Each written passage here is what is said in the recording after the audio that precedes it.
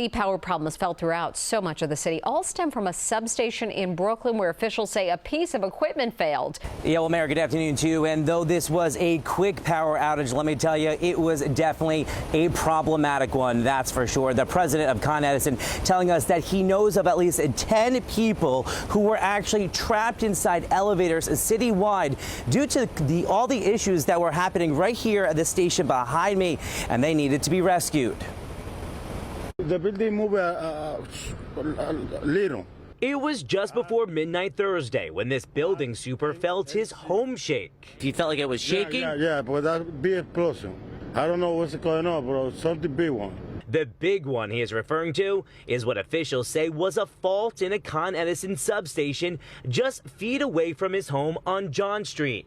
Video shows smoke billowing from the Farragut substation after officials tell us Con Edison employees were restoring a transmission line when a piece of high-voltage electrical equipment failed, causing a brief power outage. Customers across New York City saw either a dip or surge in power. Probably most of New York City saw this. The electrical system for all of really North America is interconnected. So the power that flows here is also interconnected to the systems that serve Long Island, Westchester County. The president of Con Edison says an issue like this is rare. We did have one piece of high voltage equipment that is definitely damaged. While he says power was only impacted for a fraction of a second, it caused issues for several elevators citywide. Electrical equipment for things like elevators, escalators sometimes is sensitive to momentary fluctuations of power and will reset, and then sometimes the systems need to be reset. Including Elevator issues at Penn Station and Grand Central. They were out for 3 hours.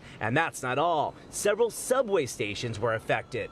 There were 178 elevators and escalators taken out or impacted, and there were 2 folks who got stuck in elevators. This incident caused brief power drops citywide and led to increased calls regarding elevator malfunctions and disruptions in MTA subway service. And video shows FDNY members having to rescue a security guard trapped inside a Wegmans elevator.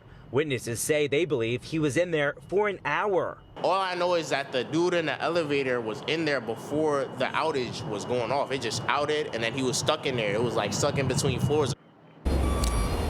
Now, the MTA president went on to say that there were some sporadic subway signal issues and blown fuses, but all those issues, though, have since been resolved. He did say, though, system-wide across the MTA, about 10 elevators are still causing them some issues, so hopefully all that will be resolved sooner rather than later. And from downtown Brooklyn, John Diaz, CBS 2 News.